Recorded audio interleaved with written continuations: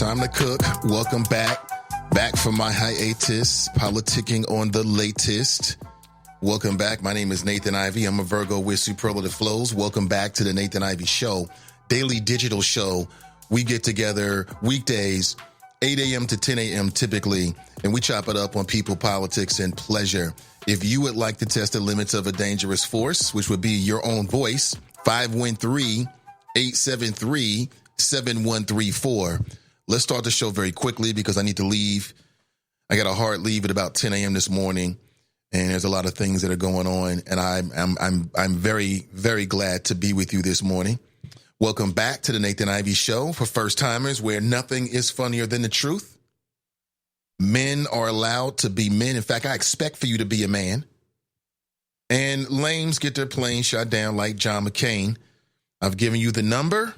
You can also jump into the chop shop and chop it up with the choppers if you would like to. Good, fine, intelligent people, digitally savvy, and they have very strong opinions. We'll put it that way. I broadcast live from Cincinnati, Ohio, city of my birth. So while we'll talk a lot about national issues, you'll hear a lot of conversation about what happens in Cincinnati. That is my focus. Where else should my focus be? I am focused on what's happening in the greater Cincinnati area. In particular, what is happening with black people, African Americans, the so-called urban core, and everything in between. So if that sounds like something you might want to get into, great. Please subscribe to the show wherever you listen to podcasts. Now, we're a daily digital show and a podcast. A podcast is nothing more than either recording audio and video, and you put it up on the internet and people can download and stream it when they want to. Well, this show is live. I'm live in Cincinnati. Wherever you are, I'm live. This is not pre-recorded. Okay, so we don't have a safety net. We're up on the high wire, walking the tightrope between profane and profound, which I do very well. And if that sounds like something you'd like to get into, again, subscribe to the show. Subscribe to the show. Whether you're on Spotify, subscribe to the show. I'm not sure what your audio listening habits are. There are some folks that like to rock with the live show. They like the live interactions. Others, they download it later. Whatever the case may be, if you're listening for the first time, like, who the hell is this Nathan Ivey? What is this guy flexing? Who's this black man? It's me. It's us. And you can join the choppers if you're someone who is into chopping it up. If you want some intelligent, and on some days, maybe not so intelligent, I fully admit it, although that's very rare, conversations about people, politics, pleasure, things that are going on, you might like it. You might like it. If you were born with a silver spoon in your mouth, you may not like this show. You don't understand. You're not going to feel me. You're not going to feel where I come from. I wasn't born with a silver spoon in my mouth. I had to work for everything I've ever gotten. My wife and I are working folks. You know what I'm saying? You may not understand that. You may not feel where I'm coming from. I'm from the hip hop generation, proudly. Don't talk about this damn Gen X-ish to me. I don't want to hear it. Pure fabrications. You don't know it. Don't let them do that to you. So we talk about it all. I talk a lot about what is hot. We follow black media moves. You know what I'm saying? As those are things that are particularly interested in me. I'm particularly interested in what happens with African Americans, our digital rights. And I like the drama. I'll be honest with you. I like it. No sense in lying. You're going to hear me talk about it. Yes, as long as the drama is not in my business, my family, my house, or my associates, it's all fair. It's all good. How do I feel about Trump, you might be asking? I think that Trump is the head of the Trump crime family. Enough said, right? So you might dig where I'm coming from. You may or may not. You can choose to decide to stick around. It is completely up to you. I hope you do, though. I love a diverse conversation, and we chop it up. And again, once you enter the 36 Chambers, a.k.a. Cyber Wakanda, a.k.a. the Chop Shop, a.k.a. our chat room on Spreaker, you're on your own now. There's no training wheels. There's no training wheels to it. But again, a lot of good, smart, intelligent people that enjoy a little bit of talk radio, digital talk radio. And I appreciate you being here. I'll throw the number out again as we get started. 513-873-7134. I want to talk about the plot against black men and black boys in particular. It's come to my attention. Someone posted this in the Chop Shop most recently, that there is an organization based in Chicago called Boys Can Be Princesses Too. Matter of fact, it's called the Boys Can Be Princesses 2 Project. I'll spend the better part of the morning going all through their website, and I even sent them a message for an interview because I would really like to get a sense of what they are doing. Now, listen, we all grown folks here, but I am sensitive. I try to be sensitive to the fact that you may have children within earshot. So I try my best. Matter of fact, let me say my prayers. Lord, forgive me for my brash delivery. Boom, there it is. If you're a Christian, you know that now I have just been blessed by God. So I'm pretty much anything goes now. But I try to wait until at least 9 a.m. before we get all adult with the language. Now, do I make mistakes? Yes. Do things sort of slip out from time to time? I'm a passionate man. I have passion. Yes. I revel in being an adult.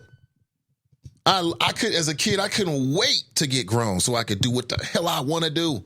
And that's what I try to do at all times. And sometimes I usually catch myself and I'm better until 9 a.m. But that's when the party gets started. That's when grown folks time.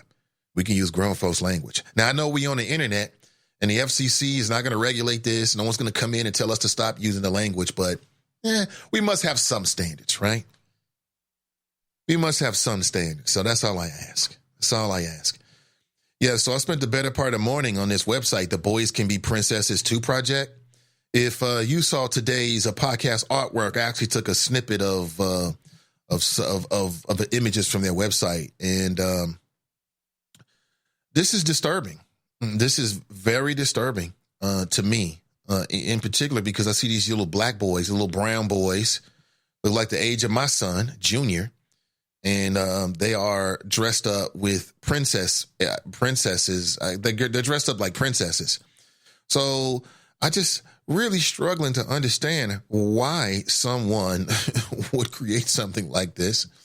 But as I understand it, apparently the owner of it, apparently she was doing princess parties. And that's a big thing where all the girls will come. And they dress up as princesses. And they having tea and do whatever the hell princesses are doing, which for me, you are never going to grow up and become a princess. Why are we allowing these kids to play these tired ass tropes and roles out? Even for the girls. Now, I'm not saying my daughter didn't go through that whole phase. What was a little princess or something they did when Disney first had a black character or something? She's running around the house, whatever. I never liked it. I ain't never liked that shit. Never. Because I'm like, where the hell? There are no princes and princesses out here. This is not coming to America. You ain't going to run into Akeem. Shout out to Akeem, by the way. Of course, I know how you got that name. You know, you're not going to run into the Prince of Zamunda. It's not really going to happen. Wake the hell up. So, you know, now we live in a world where it's kind of like anything goes, and there's so many much more accepted ways of identifying yourself, whether you're gender fluid, which, by the way, Billy D. Williams cleared that whole up. He said, wait, everybody making a fuss about gender fluid. I don't even know what that means, he said. That's what he said. I don't know if it's true or not. Sidebar from that. The Boys Can Be Princess 2 Project. So apparently it's a place, as I look at the gallery, I just don't like it. I don't like anything about this. I don't like the fact that hopefully these are not the kids' real names, but I don't understand. So Teddy is a young little black boy, and he's hugging on what appears to be a non-white woman. And then I click on it. I don't know if this is his mother, but it seems to be a black woman, and she's like his, I don't understand the relationship. Is she the fairy godmother, and he's the princess? See how complicated this gets done? But this just breaks my heart. Look at this little boy. I'm thinking about my son, like, what in the hell? Oh, my God. Daddy's got to be in a home. I just cannot believe that this man's father, or perhaps, you know, because what you going to do if the mother says she's going to do? Is she going to divorce her? Maybe you're not even married, so it means you got less say so. What you going to do? Your baby mama says she's going to take your son against your wishes to the Boys Can Be Princess 2 party. As a matter of fact, on their website, you can collaborate with them if you like to, and you can host your own parties. Yeah. What does it mean to be an official collaborator? Question mark. Being an official Boys Can Be Princesses 2 project collaborator means you can host your own photo shoots in your own city to help spread our message all over the world. I wish it was 9:17 instead of 8:17 because I want to curse. But what I would say is, why would I ever want to do that? Why would I want to do that? What do I look like? But this is a real thing, folks. I left them a message and everything. Hopefully I get a response this morning. I would love to speak with them. And this was founded by a Chicago photographer and the owner of the Prince Capes Princess Party. See, that's where it was started right there. What you need to go to a princess party for? Just tell me why. You mean you take your ass to a future lawyer party, a future doctor party, something like that. You ain't never going to grow up and be no damn princess. It's never going to happen. That was a mistake. The stuff we do to young girls is a mistake off the rip. Like you're Prince Charming. How many people have ever met a Prince Charming for real, for real? Now, you might be in a room with somebody and you feel like you got to say it. See, I told you, don't listen with your significant other, spouses, people you kicking with. The Nathan Ivey Show, if you're listening with those people at the same time, it's going to challenge your relationship. You're going to get to talking and things going to happen. Might be good, actually. Now, actually, that might be a good thing. Like, if a couple can listen to this show and still be together, yeah, actually, I says good things about them. I take that back. The Boys Can Be Princesses 2 project. Would you like to follow along at home? Of course you would. Let me post a link for you.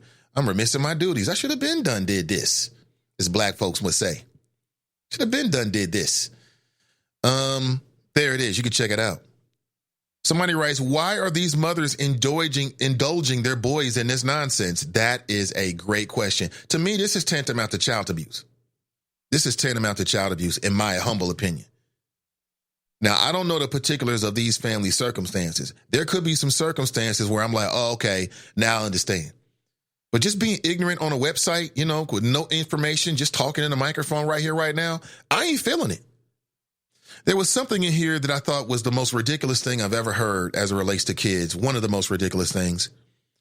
FAQs, frequently asked questions. Why are you doing this project? Would you like to know the answer? This is gonna knock you over, right? I'm on their website right now. Boys Can Be Princesses 2. Why am I doing this? Because I see this as a part of the overall plot to annihilate black men, to criminalize being a man. And, I think we need to understand the tactics for future reference, if for no other reason, right? So I'm at FAQs, frequently asked questions. Why are you doing this project is a question, right? Answer, because no child should be ashamed of the things that bring them joy. Because no child should be ashamed of the things that bring them joy. Is that right? Which means that every little thing that your child wants, you're supposed to indulge it, no matter what it is, because it brings them joy. Like, how far are we going to take this? So what if, killing cats, killing puppies brings your kid some kind of joy? Should you allow them to indulge that because it brings them joy? See, that's some of that dumb-ish that smart people get over on dumb people, but we're not dumb people. Could you imagine somebody saying something to you like that? Just look at them like, what in the hell? What in the hell? Because no child should be ashamed of the things that bring them joy. Actually, yeah, you should. It depends on what brings you joy. Just like some adults. There's some things that some of you adults out there, y'all might be into. It brings you a lot of joy. I ain't trying to buy into it. Nah. I don't want to buy no stock in that. Nope. You're on your own in that kind of indulgence. Because no child should be ashamed of the things that bring them joy. Now, what if dressing up like Adolf Hitler brought him joy? I mean, it sounds extreme, but what I'm seeing is extreme. This is heartbreaking. And I see these black mothers. Are these their mothers?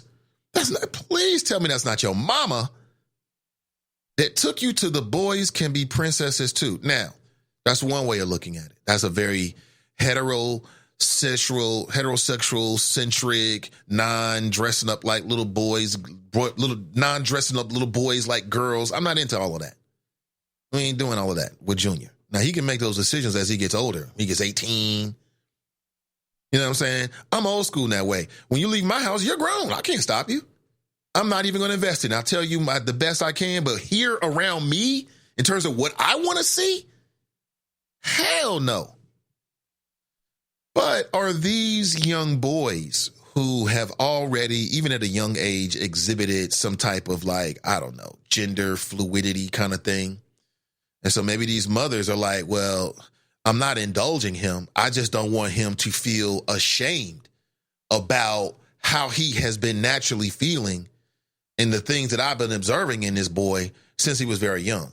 So is this service more for those type of boys as opposed to, a little boy who's never exhibited any gender fluidity or never talked about anything like this, and you think this is a great, weekend excursion, right?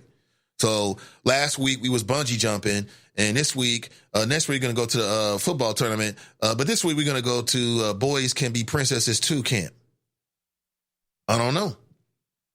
And the other thing is that for young people that do have that kind of gender, whatever the word is, fluidity, dysmorphia, whatever the proper term is, shouldn't there be some kind of space for them to fully explore, not indulge, but explore, and not even explore, but to just be who they feel like they naturally are? So I can see two sides of it. But what's your take? 513-873-7134. You might call this dispatches from a doomed society.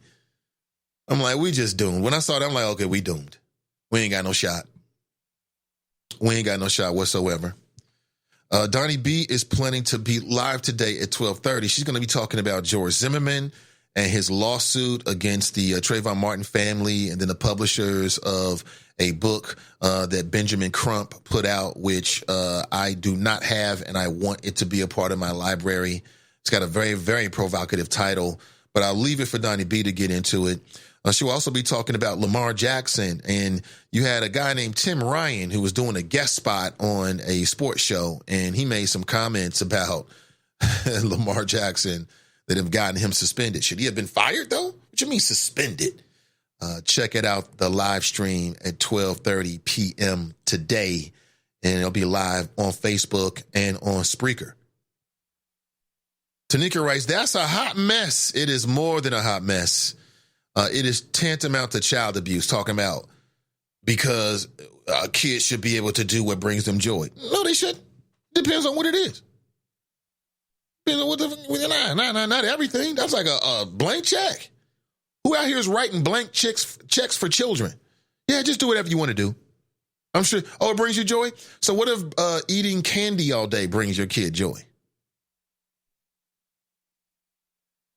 I mean, you're supposed to let them do it, right? Because it brings them joy, even though you know it's bad for their overall health. And I look at this the same way. And apparently they take donations, man. I went to the shop. They got all kinds of stuff. They even selling something called some mugs that read Tears of My Haters. So that's the founder. I guess she's gotten a lot of hate for what she's doing. I can imagine. I can imagine she's gotten a lot of attention for this from various people who come across this. But I will say that they try to be culturally diverse. I see what appears to be like Japanese culture, Asian culture, maybe Native American, Indian culture, no disrespect whatsoever, African American. I see white folks. You see here. I don't see no Hispanics, though. I don't see no Hispanics. Want to host your own photo shoot? You can apply there. Want to participate in a photo shoot? You can sign in. Want to donate to help fund this? And that's a 0 for 3 for me. No, no, and no. I go to the Facebook page. Let me see how people they got on Facebook. The page was just recently created this year, back in April. They've got already 8,500 people that are following it. So they've got a significant following, I would say. I'm a boy, but okay. I'm a boy, but. And I guess the other thing that bothers me is that it's just some of it's kind of culturally inappropriate. Like you've got these young black boys in dresses and they're in a photo shoot with what appears to be European either models or these that are owners or people associated with it. And it's just not a good look. I mean, at the very least, I think they should be pairing up the black boys with black, I don't need this fairy godmother. Is it queen? I mean, if they're the princesses, are they the queens? To me, the power dynamics, the optics of it, no. Oh, man, I see a lot of follows here. I'm on their Facebook page. Somebody writes, so cute. Somebody writes, love it. Somebody named Juan Gonzalez writes, I wish this was a thing when I was growing up.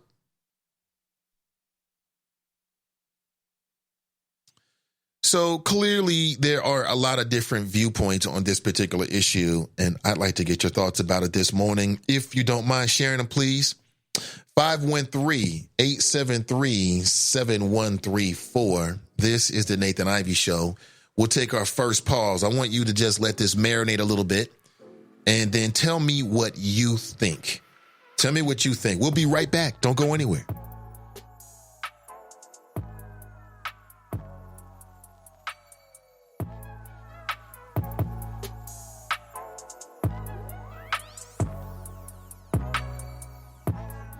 Charlie Winburn with Renew Community Church. I am pleased to announce the free Train the Trainer Masterclass coming to Cincinnati on Thursday, December the 19th, sponsored by Walker Funeral Home and Lamar. The Masterclass will train people just like you, as well as parents, teachers, physicians, youth workers, nurses, and mentors on how to develop better skills to save our kids from pipeline to prison, bullying, reduce gun violence, homicide, suicides, domestic violence, and drug abuse. The Train the Trainer Masterclass, 5 p.m. doors open with a business connection. 6 to 7 p.m. free dinner reception. 7 p.m. Train the Trainer Masterclass. Free Comfsy lotion for everyone. Renew Community Church, 2129 West North Bend Road in College Hill. Register at the door December the 19th or sign up for the free Train the Trainer Masterclass at SundayConnectCircle.org. That's SundayConnectCircle.org. Get your free Train the Trainer Masterclass flyer in the Cincinnati Herald. I am Charlie Winburn with Renew Community Church. Are you struggling with something right now in your life that no matter how hard you work on that struggle, it just never seems to go away? A health challenge, a mental challenge, a financial or relationship struggle. Did you know that 100% of your current struggles are due to what negatively happened to you from birth to 7 years of age? Did you know that there is something that you could do about this struggle? Let us help you rewrite your life, along with 200 other leaders that I plan to train in this life-changing masterclass. Sign up today for the free Train the Trainer Masterclass, being held on Thursday, December the 19th at Renew Community Church. Food and refreshments will be served. Go to SundayConnectCircle.org and sign up for free. That's SundayConnectCircle.org and sign up for the free Train the Trainer Masterclass. With the Bloomberg Urban Report, I'm Donna Wilson. A long-running pay discrimination dispute between Oracle and the Labor Department will be heard by a judge over the next 2 weeks. The Department of Labor says Oracle owes women, blacks, and Latinos $400 million for paying them less than men and whites and placing them in lower-paying jobs. In other news, Starbucks recently disclosed its U.S. gender pay gap, and it indicates that women earn as much as men do, and the coffee chain says there was no racial pay gap. And in the business of entertainment, Apple TV and Oprah Winfrey announced that they will unveil a Me Too documentary next month about sexual assault in the music industry.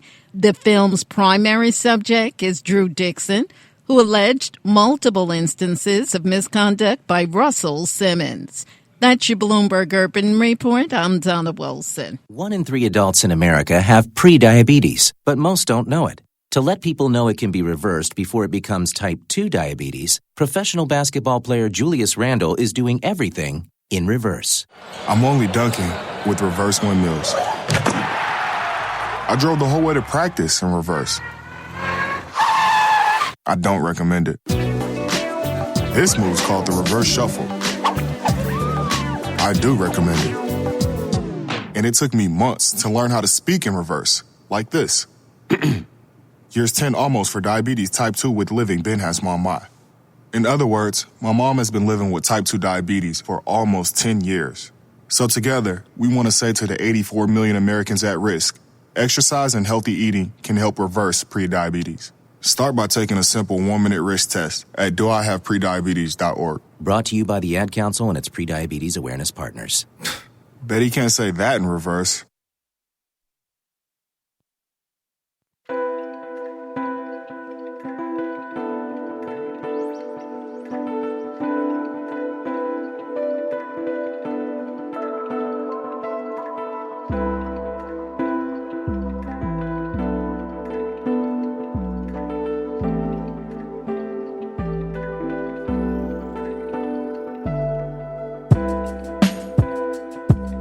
All right, Nathan Ivey back to cook.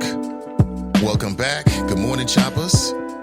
Now, if you've been listening to my flows at any length of time, then you know that I frequently say that we need good people to become police officers. We need good people to enter the field of law enforcement to be the type of officers that we all want to have patrolling our streets, especially here in the city of Cincinnati.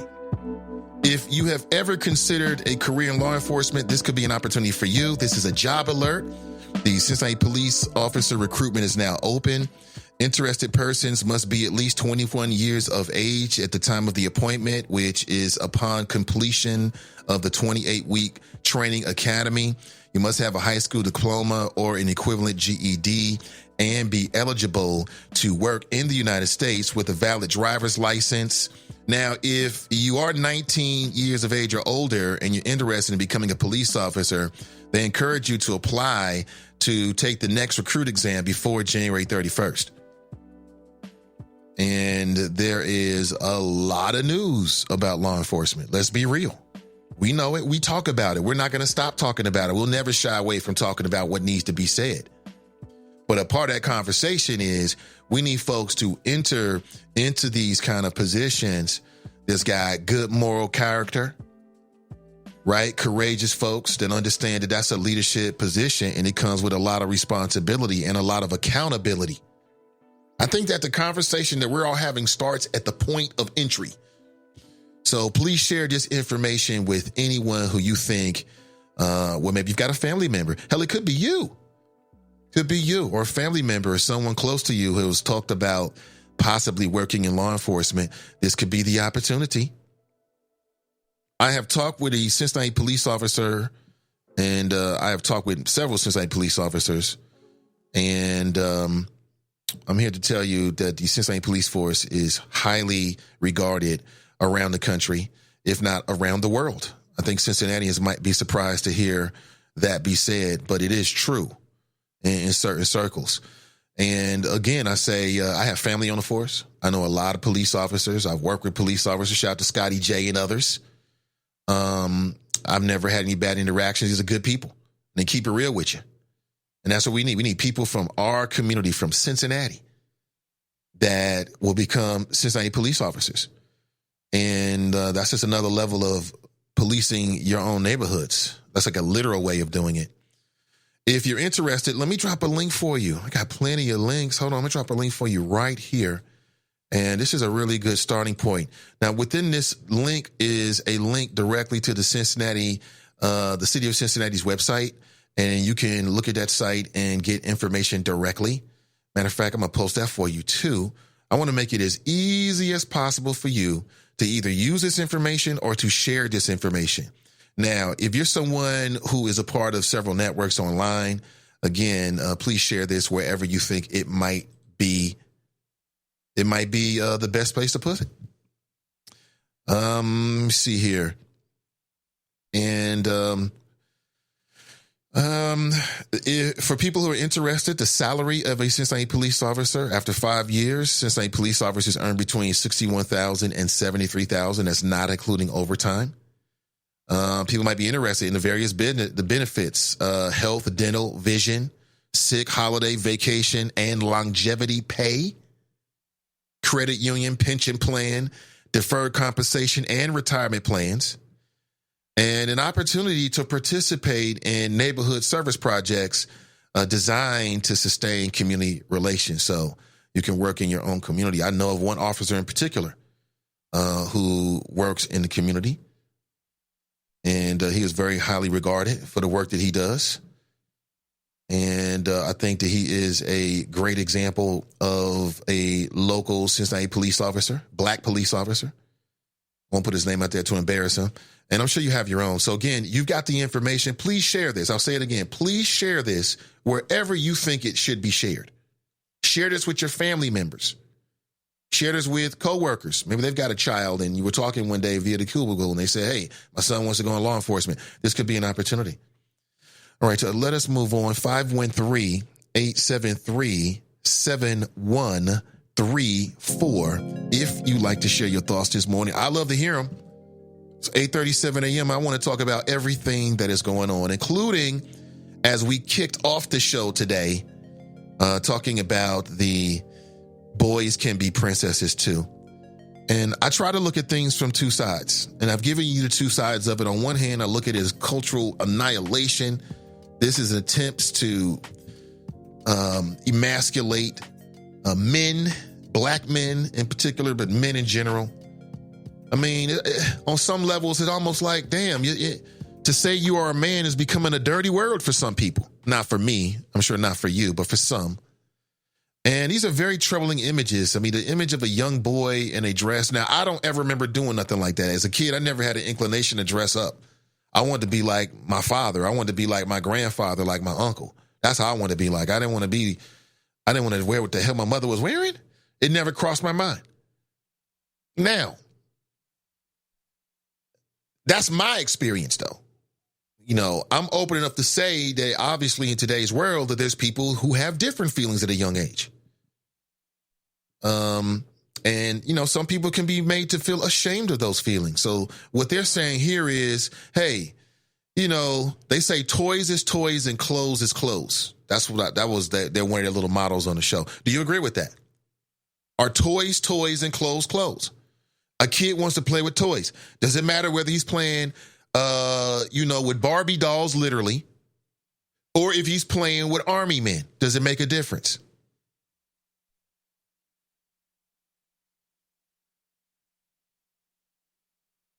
Does it make a difference? I mean, I've got my answer, but I'm asking you. I want to provoke the conversation. You tell me.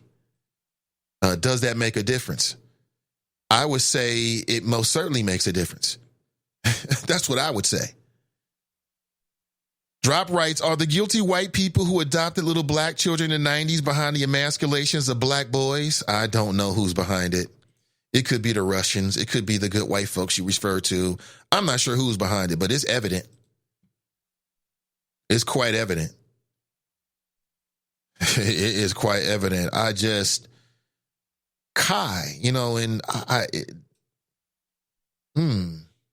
Everett, James, Michael, listen, this just might be not my reality, so it's hard for me to understand. You can donate to the cause if you like to. Oh, great. They currently have $574 raised out of a $725 goal. That is great. That's great. So obviously they have support. I can't get into it. And my thing is, why do they have to have these little black boys here? Can I just be super, super racist for just a second? Can I just be super, super, super just about us? I mean, that's really my issue. Like if this is what white folks want to do with their children, I still have a problem with it, but it's not as big of a problem. But I mean, if that's what you want to do, go right ahead. I just don't understand the necessity of them having to diversify the image and put these little black boys here. And where are these young boys' fathers? I mean, let me Google this. Father outraged. I mean, did it not make the news? Could you imagine, here you are, you have a child with a woman, but you're not married, which, fellas, if you're in that situation, you have no say-so. If you decide that you want to have children with women and you're not married to them, that woman can do almost anything she wants to, and that means that you're going to emotionally have to deal with it. Just so you know, sidebar. You know, I think at the end of the day, if you're going to have children with her, I found it's probably best to be married to her if you want to have some kind of say-so. What's his name? DeMarcus Cousins just got into that because he was threatening his baby mama because he's marrying another woman and he wanted his son to come. Now, if everything's, good in the relationship, why wouldn't she let the boy just go to his father's wedding with his new woman? Okay? There's nothing wrong with that, right? That is his father. But he wasn't married to her. Had he married her, his son would have been at his wedding with his mama. But he chose to get her pregnant, not be with her long term, and marry someone else. When you do that, it opens the door for those kind of situations. She just trying to spite you. She don't want to do it because she's sour because somebody else marrying you. And that's real life human being feelings.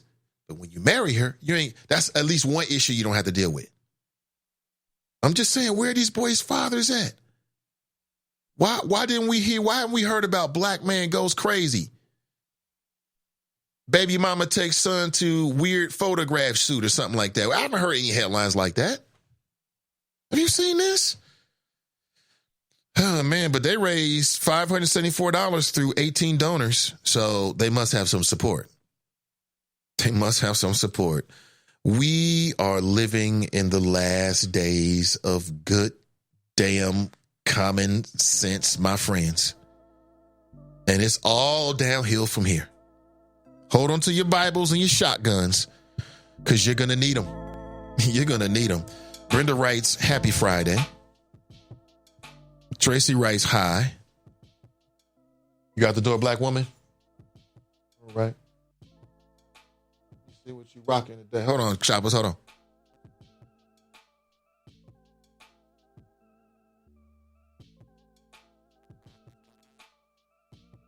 Okay, I got you. You always got to do that with the wifey. Got to make sure. Oh, you came back? You heard that? Mm-hmm. It's true. Let's see. Tanika writes, morning, Nate and the Choppers. Your show pick for today. I know, it's very sad.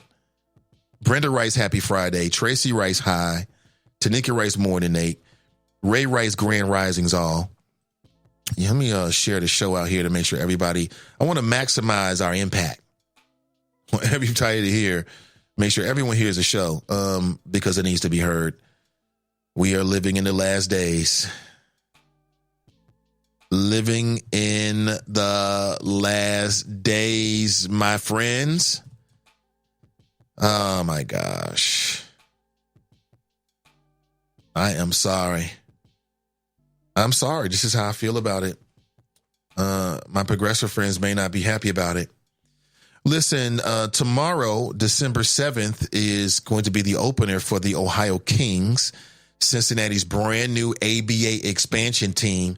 I've got 2 tickets to give away to you this morning. And if you're interested, let me know. Let me know. Who is that? Is that? I'm trying to see that. Who is number 1 for the Kings? The brother looks so familiar to me. He looks like a player that used to play like Derek. He looks like Derek Anderson. That's what he looks like. He used to play for Kentucky. Yeah. 3 wise men came together and co-founded the Ohio Kings, bringing ABA basketball to Cincinnati. And I'm hoping that if Cincinnati embrace soccer, then Cincinnati will embrace basketball. We love b-balling around here, right? And I think Lannis Timmons is the Ohio Kings coach. Shout out to Lannis Timmons. The first game is going to be at 4:30 p.m. tomorrow against the Akron Aviators. Yeah. I'm looking at the schedule. The schedule goes all the way into March. Pardon me. This is going to be great. This is going to be great. General admission is $10. VIP is $20. Kids from 5 to 12 get in free. You got free haircuts for kids are offered before and during games. So not only can you get some entertainment, see some local talent out there on the hardwood, but you can also, the kids can get free haircuts. So that means you can go to the kid. So if you got a kid you got a son or that's like 10, then they can go into the game for free. I'm sorry. They can get into the game for $5 and then get a free haircut. That sounds good to me. I like it.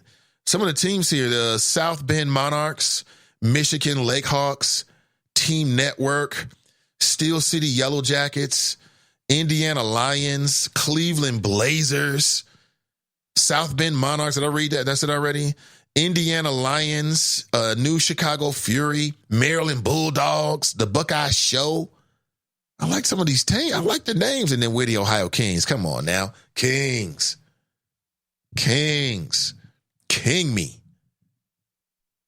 You know what I'm saying? King me. Clue Magic writes, good morning, Nate and the Choppers. Mason Muller writes, morning, Nate and the Choppers. Flow Fade Friday. Hashtag impeach the peach. Hashtag very fine people on one side. Impeach the peach. That is hilarious. Impeach the peach. Oh, man. It's looking bad for Donald. But we'll see how it all goes. Mazone writes, good morning. What? Fame Rothstein's back as Fame Rothstein. He writes, good morning, folks. I know of one chopper who ain't gonna like this show since they are the local Carlton Banks. Hashtag alt middle. Okay, I don't know what the hell you're talking about. Jared writes, good morning, hashtag team and I.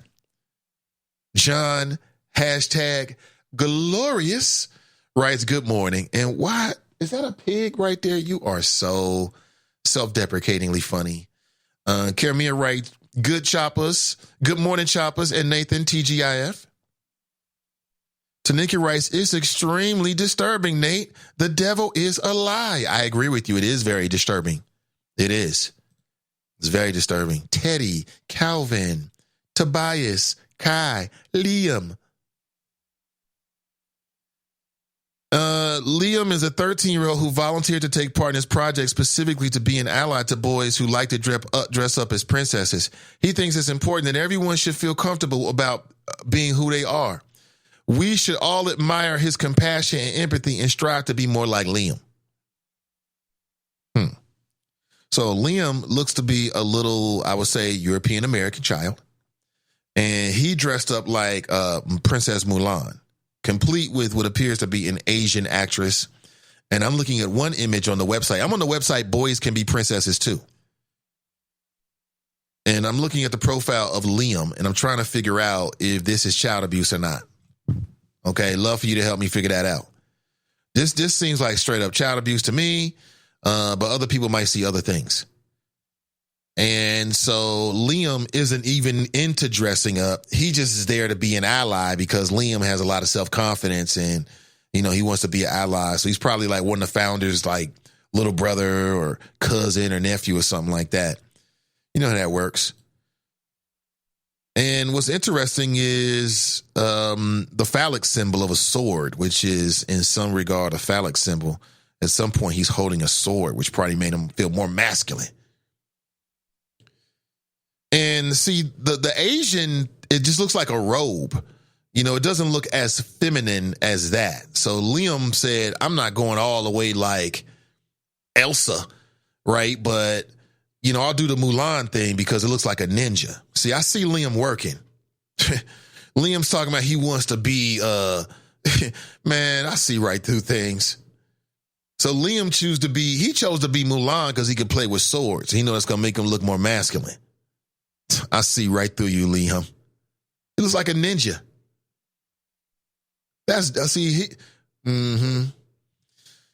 Oh, boy.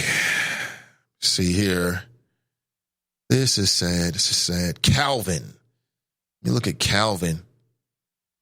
A child's gender doesn't dictate the toys they want to play with or the clothes they wear or their favorite colors or their emotional response to things.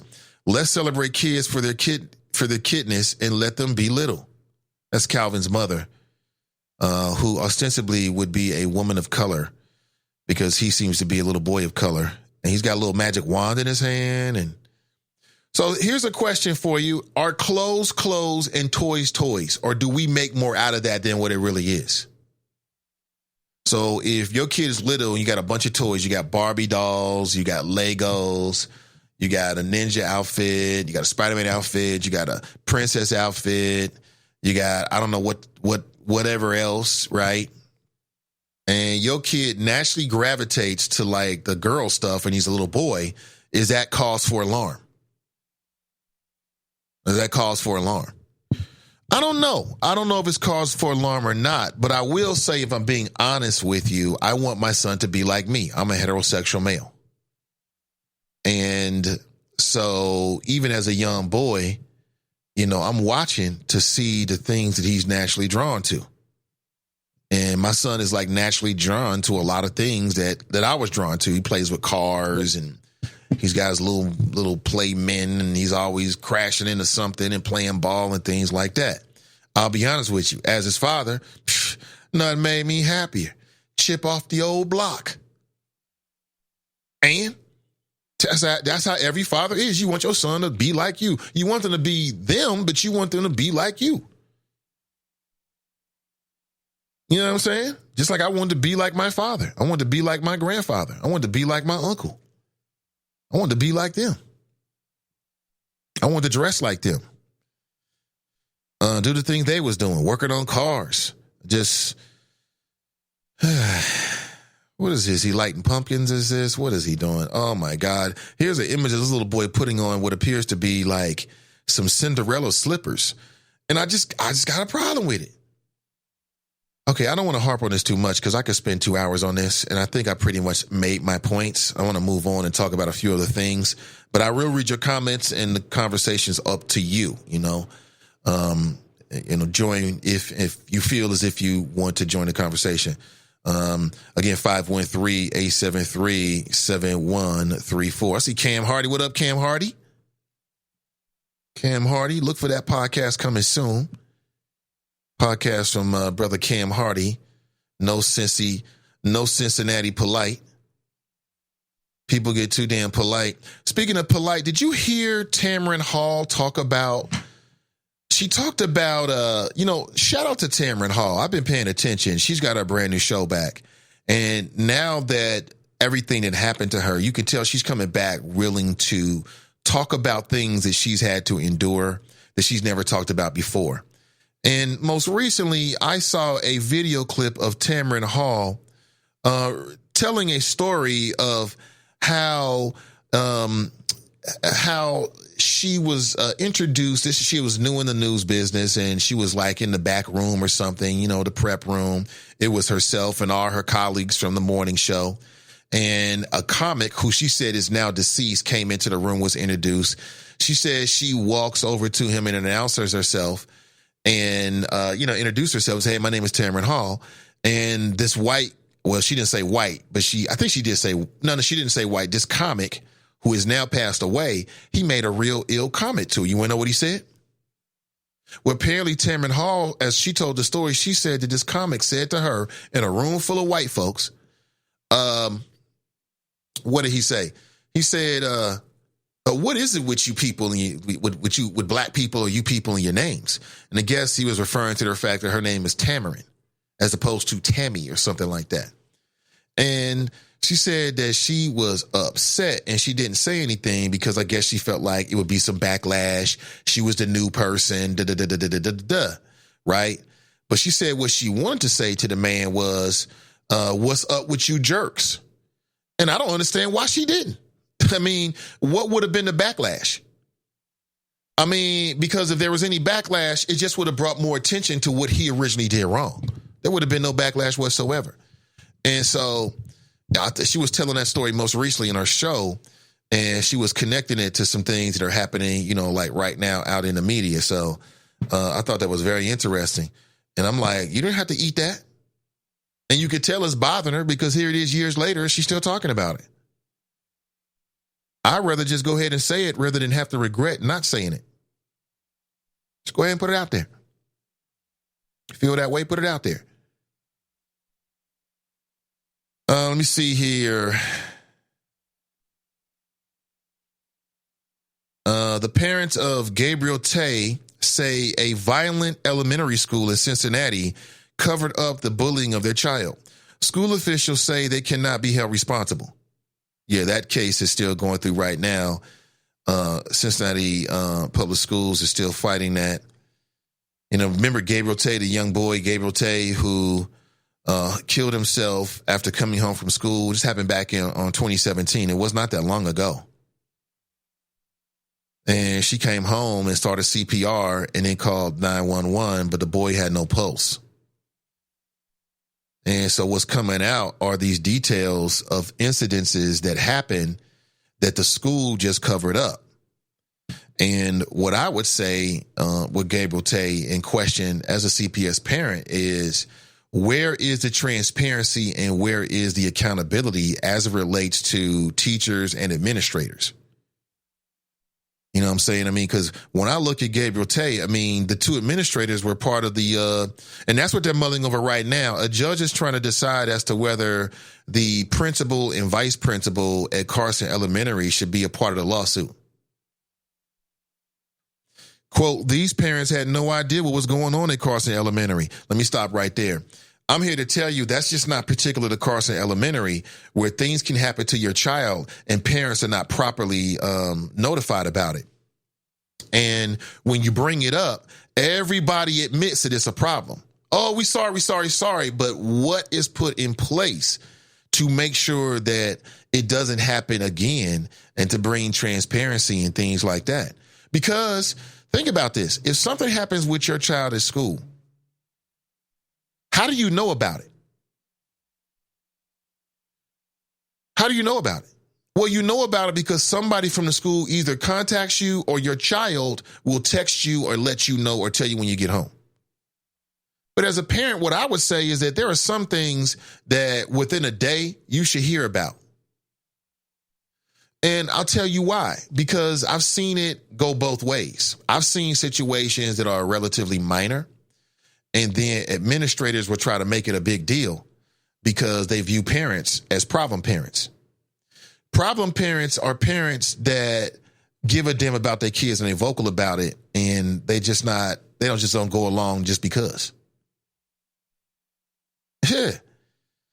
And so my question is, what has the Cincinnati Public Schools put in place to ensure that what happened to Gabriel Tay, which was a series of not miscommunications, but no communication with this mother as to what was going on with their child? Just a complete lack of communication. And see, the thing about it is these people are overworked. That's the thing about it. I think these principals and administrators are overworked. They are overwhelmed. And I wonder if they have the time to really do what they need to do, for these individual parents and these individual students. Let me see. So this is just sad here. And I mean, I've seen a video of Gabriel Tay face down in the bathroom, the kids all over him. One kid was, I mean, how can you look at this video and then come to some other conclusion? Like, oh, he just fainted. He just fainted. Like, if a child faints, don't you think, let me ask you a question. If your son or daughter is at school and they faint, they completely lose conscious, do you expect for the school to call you and tell you? Because I would expect that. Now, does that mean you're actually going to get that? No. It don't mean that.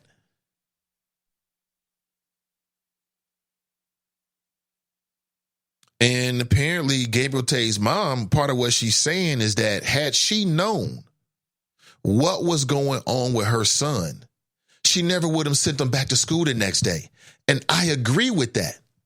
And see, that's why timely communication with parents is so key. It's not a game. Parents need to have as much information as possible so they can make those kind of decisions. Like as a parent, I want to know whether my daughter was bullied the next day and to what degree, because she may not go to school after that. I might decide it's in her best interest to stay home. And as a parent, you have that right. And Gabriel Tay's mother, among other things, is alleging that because of the lack of communication, she sent the boy back to school after all that stuff happened that you saw in the bathroom, and she never would have did it. And she's got if in fact that's true as a parent, she's got a damn good point. She got a damn good point. And overworked or not, then they need to get more efficient principals and administrators and people that can handle that kind of volume and those kind of issues. Because every parent, every child deserves, there's a certain amount of justice that they deserve when they're dealing with issues at those schools. And again, to me, the biggest, because we can't bring Gabriel Tay back. I'm sure that everybody at CPS, all of them, Mary Ronan, if they could do something to bring him back, they would, but they cannot. But what we can do is to ensure that we learn from this by being transparent, because CPS doesn't seem to be very transparent to me on this. This is just me. I hear a whole lot of hiding behind lawsuits. We can't talk about this, can't talk about that. And I get it. You can, but you choose not to because there could be some legal ramifications. I understand it. But I'm just saying, CPS parents deserve that kind of respect. They deserve that kind of respect. They deserve that kind of, if you deserve as a CPS parent, at the very least, to get a phone call when your son or daughter faints or is found unconscious in the bathroom.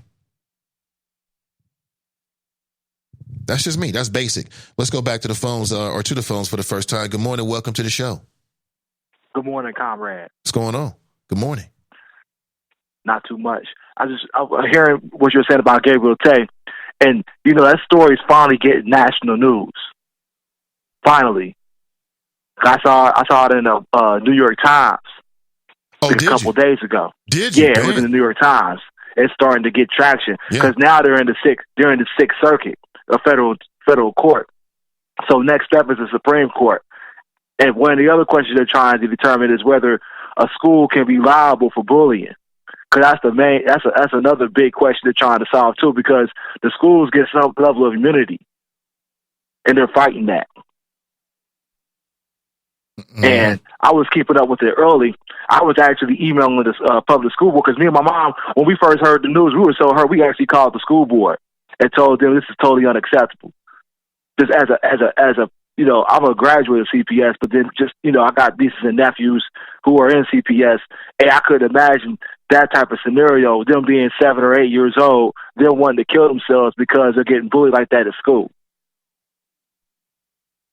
And the school board is using all types of taxpayer money to try to protect themselves when in my mind, they're liable, bro. And I haven't seen a clear cut of liability from a school like this ever. And I don't hear enough conversation about. I don't hear enough conversation about it because these are the standards for which all of our kids are going to be under, right? Like what happens with this Gabriel Tay case will have vast implications on how they are going to interact with our children. If you have a child in the CPS system, I don't think we're talking enough about it. Now, maybe it's because there's not enough information. It's tied up in the courts and things like that. But this is about community standards. And to me, to some degree, like how much responsibility does CPS have, like you said, in a bullying situation? I think in this particular scenario, because every situation is different, but in this particular scenario where you got kids stepping over the young man in the bathroom and the teachers actually come in the bathroom and wake the young man up and mom don't know about that when the teachers knew about that, dang, your kids sprawled out in the bathroom floor, and you don't tell the mom that or the dad that or no parent. That's for an 8-year-old. That's usually at least a note home at the very bottom. Right, and does that rise to the level of either criminality or liability in some levels if something goes wrong? I would say, yeah. Like to me, I think definitely that's liability for sure. To me, that's job actionable. If you're not responding to parents, then why are you working here? If you're not responding to parents in an emergent situation, a kid on the bathroom floor unconscious, then that's like a total dereliction of your duty. That was the number one thing you had to do that day, and you didn't do it. Didn't they end up moving the principal to another school or something like that? I don't think she's still there. Yeah, they did. But I think she still works for the system. They did but move her. That's the type of stuff that. See, go ahead. What's that? No, I don't want to cut you off. I was just saying, how is that fair? That's almost like moving around a bad priest. Yeah, that's exactly what it is. You still got the same problem. It's just at a different school now. I agree with you 100% on this one. I think we haven't really been talking about it as much publicly is because, like you said, it's been caught up in the courts. So, and Cincinnati Public Schools has been stonewalling this, man. Like, last time I checked, they had spent, and this is like maybe last year sometime, the Cincinnati Public Schools have already spent like $80,000 on litigation. So you can imagine what it is now.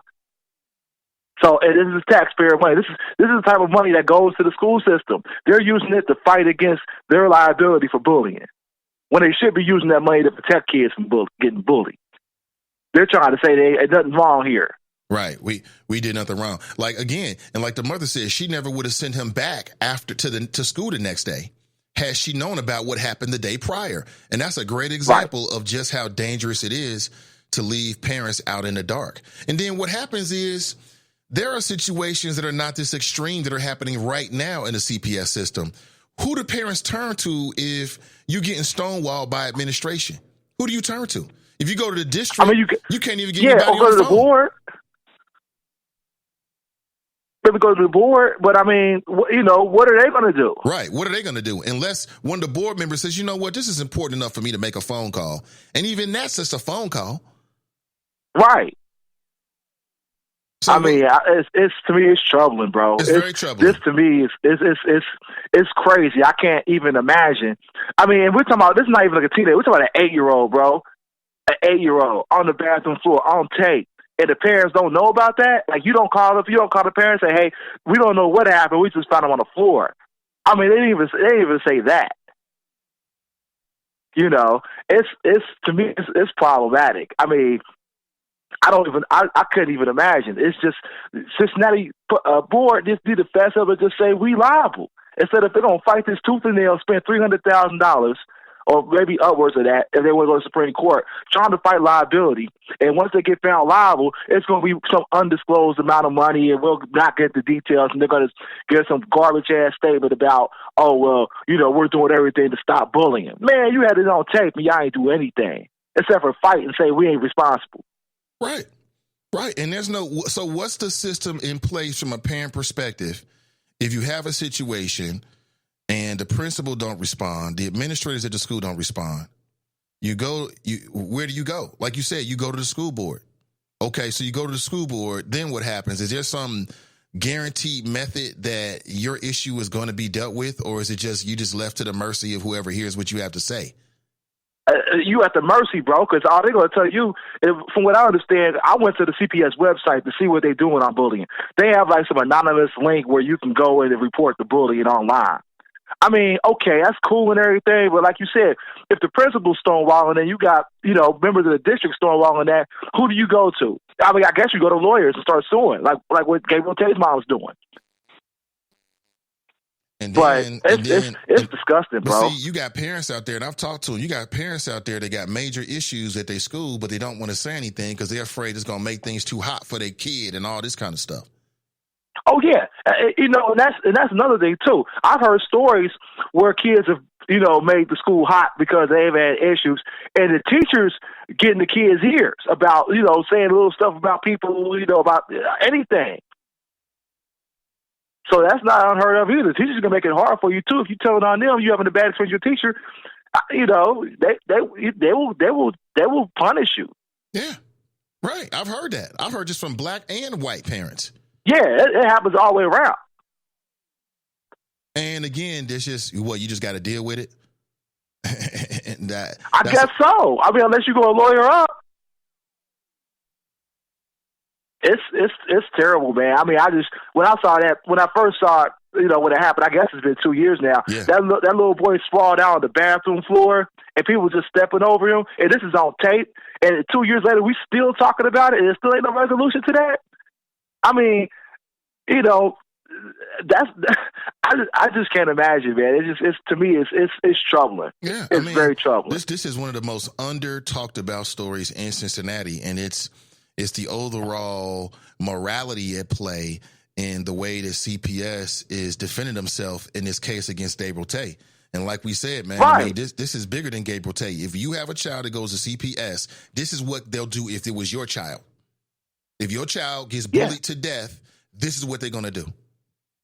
They're going to cover it up and say, ain't nothing to see here. We ain't do nothing wrong. Yeah. You know, another thing they try to say is that, oh, well, if you let us get sued, then that opens every other school district up to getting sued and being liable for bullying. Well, you know what? In this case, if you got this extreme situation where teachers and administrators are, you know, ain't telling the mom that the kid's on the bathroom floor and this has been going on, and this is what you should try to find it in the New York Times because it got a little more detailed than what we see locally too. Because, you know, local news is, you know, cool with some of these board members and things like that. But you start reading like the New York Times and the national articles about the story, shit is deep. Like, all types of bullying was going on. This kid was getting bullied. The kid got bullied the day he took his life. Yep.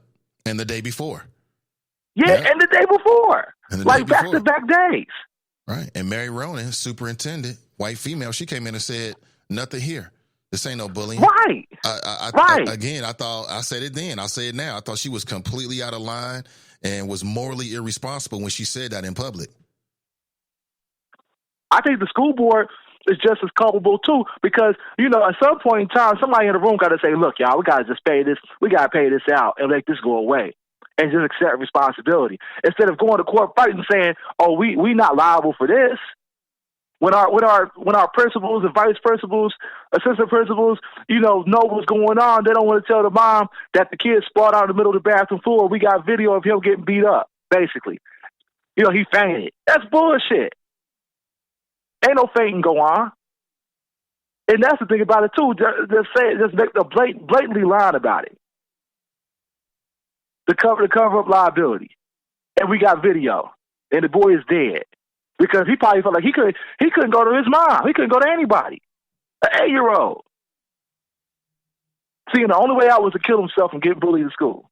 And the school board want to be like, or the district want to be like, oh, nothing to see here. What? It's outrageous, bro. I mean, that's just one of the stories. I'm just like, I'm flabbergasted by it. It happened in Cincinnati, Ohio. Mm-hmm. I'm looking for that New York Times article, man. I want to read that. I'm gonna find it and give you a link. Okay, please do. There was some stuff in there that local news hadn't said. Right. All right. Thanks for the call, man. I appreciate it. All right. Have a good weekend. Yeah, that was 10 minutes that you'll hear nowhere else but on Daily Digital Radio here in Cincinnati. Mainstream radio. That's too hot for mainstream radio. It's too hot. Everybody's in bed together, except for us. We ain't with that. Let me see here. I'm looking for that New York Times because I want to see what he's right about that. Sometimes you'll see national articles just got more details because for whatever reason, the local news doesn't want to report on it. But again, if you're a CPS parent, we should be having more conversations about Gabriel Tate. There should be a community conversation about what happened to this boy. Let me see here. Bullied 8-year-olds. See, I'm searching for it here, but I'm not going to find it here. Well, perhaps Black Russia send it my way, and I could check it out then because I'm interested. Yeah, very sad, very sad, man. Gabriel Tate, and you know the thing about it is as I told you, I used to work in a Cincinnati public school building. And the organization I work for, the one thing I'll give them credit for was that the checks always never bounce. And then 2, that they were heavily into training. I mean, I did all kind of trainings in like a 6-year time frame, including a bullying training that was provided by CPS. Many years ago, it was held over at the building, the United Way building, because sometimes they got a conference room right there on the first floor, and they rent that out. And we spent like 8 hours there learning about bullying. And that's why when I heard Mary Ronan say that there's absolutely no connection, I'm like, wait a minute, that's not true. Yeah, that's the reason why bullying became such a national prominence, is because it was leading to suicides. And is it fair to say that the Gabriel Tay case is yet another example of how black lives don't matter.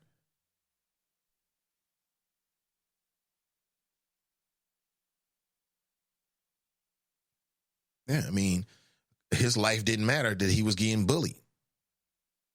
You know, cats stepping over him and all this kind of stuff. Remember, I called out the surveillance systems because, you know, I used to work at a school, and I had a couple of incidences where we wanted to look at the tape. What I came to find out is that they had all these cameras that didn't work. They're just props. And that they had the most unsophisticated video recording and replay system that I had ever seen in my life.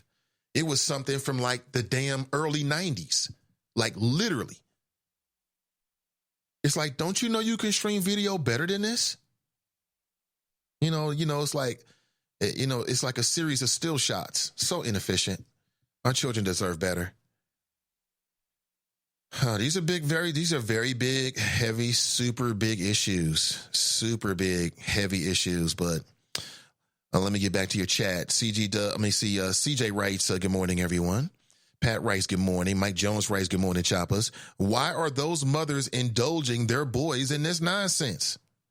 Clue Magic writes, sounds like someone is only worried about their bottom line, not the psychological damage being done to these young boys. Fame writes, they picking up black children and have a pic of a black boy. When women are the leaders of your community, this type of propaganda is what you get. But Fame has an issue with black women.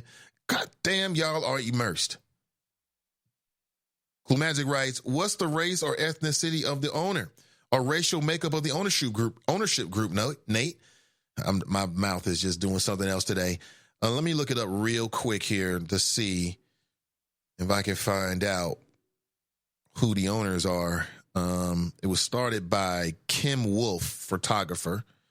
Okay, so let me see what I can find on Kim Wolf. Let's see. I'm sure there's news articles about this, but I can't find any right now.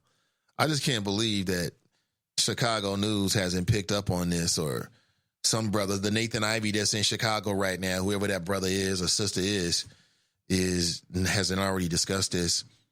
But okay, Kim Wolf, founder, performer, photographer. Let me see. Her name is Kitty Wolf. She is a white female. Matter of fact, it looks like she is in some of the images.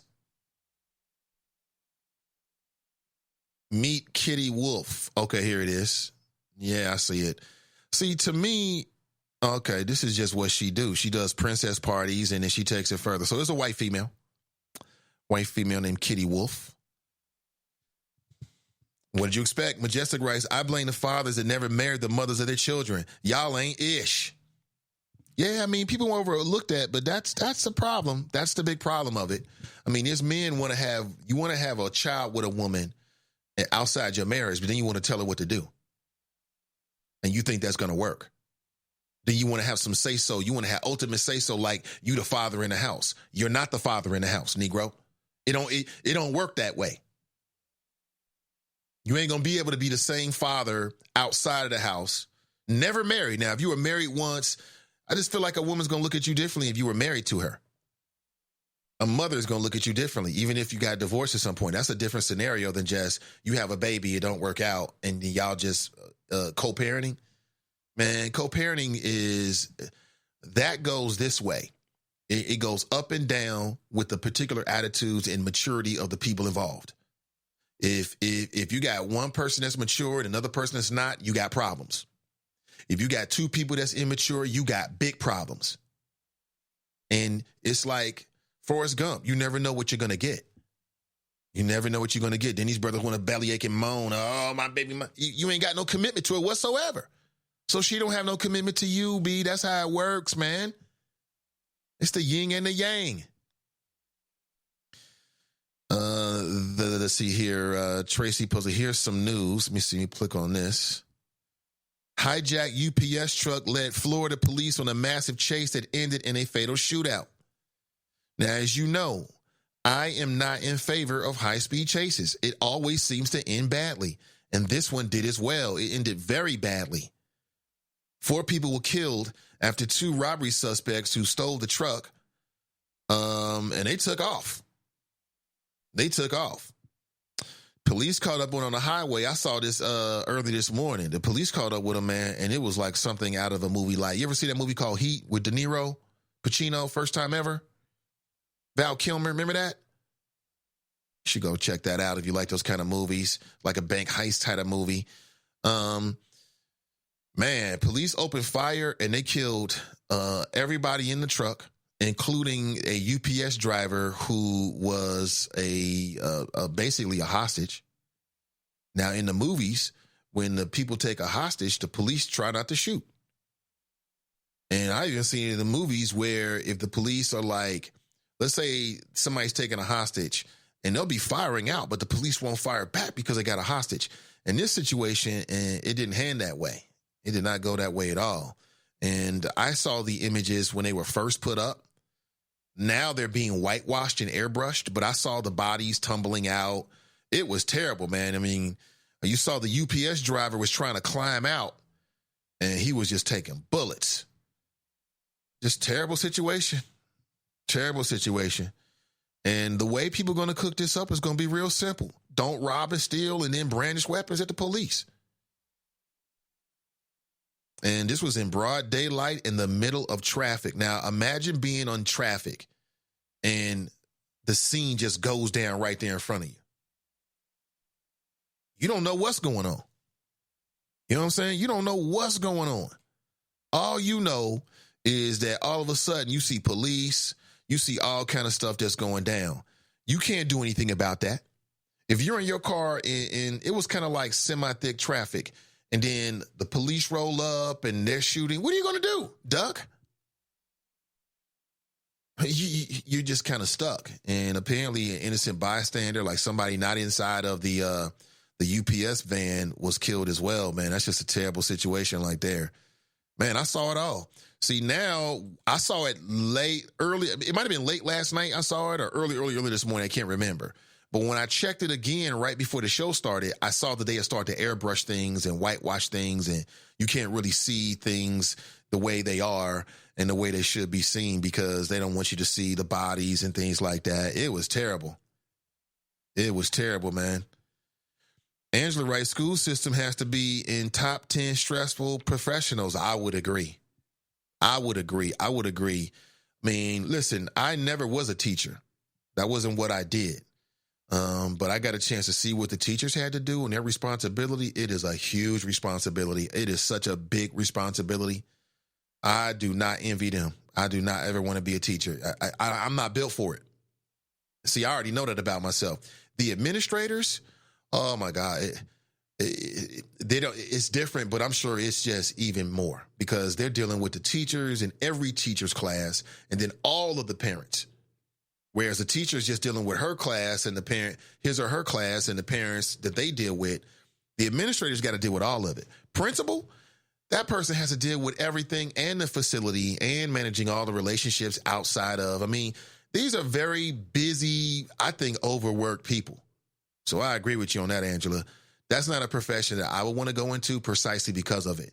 I love the kids. I'll always work for the betterment of the kids, but from afar, like not directly anymore.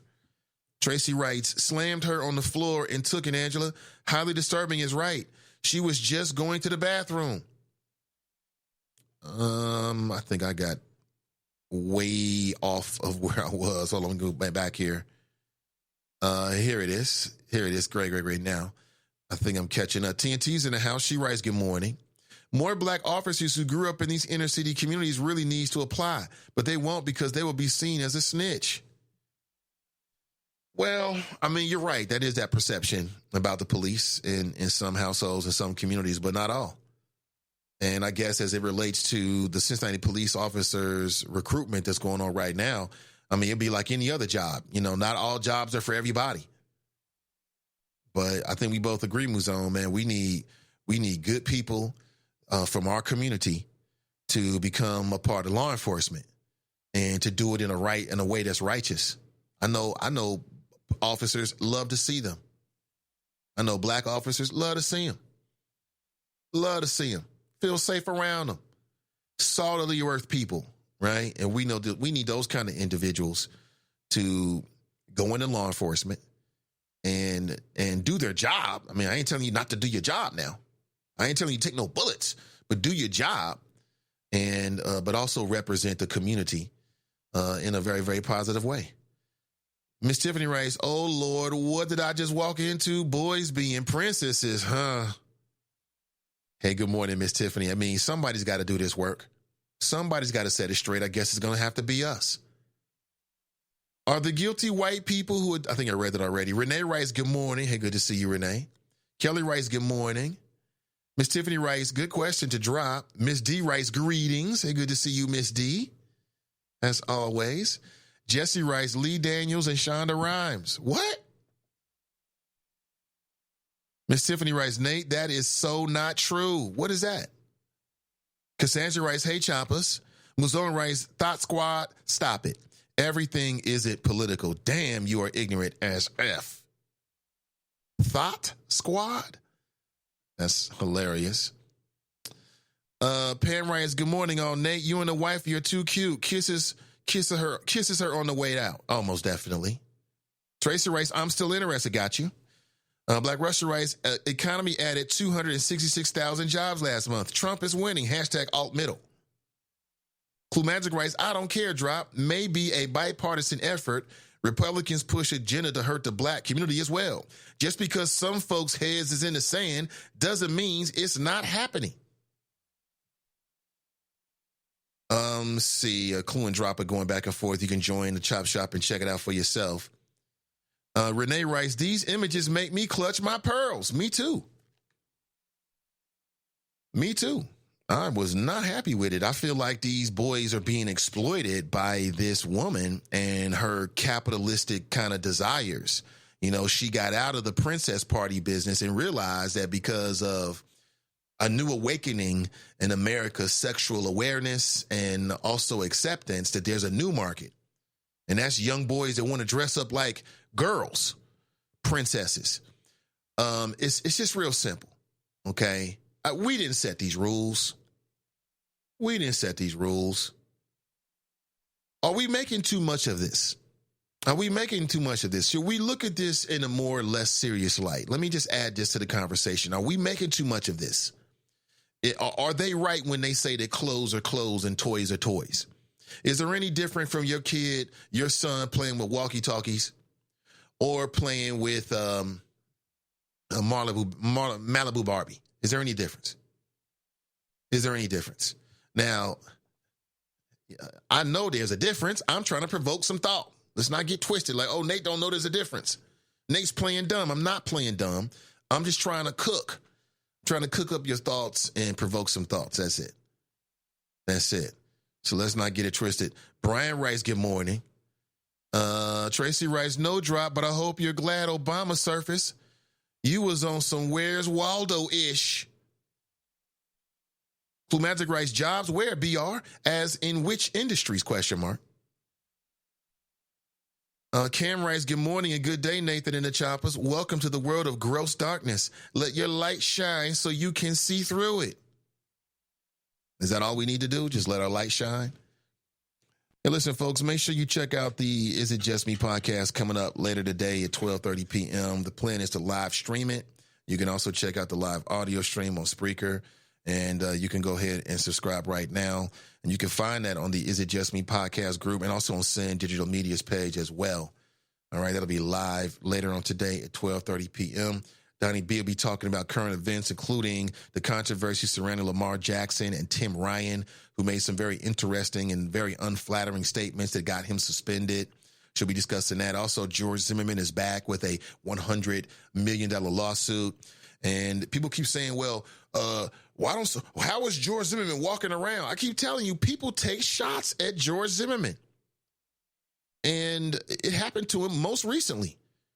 He was in a diner somewhere and somebody took a shot at him. I mean, like, they didn't fire a weapon. They fired off on him.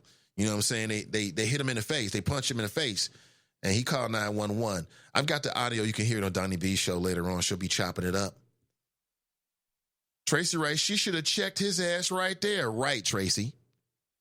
She should have checked his ass right there. And, I mean, I get it.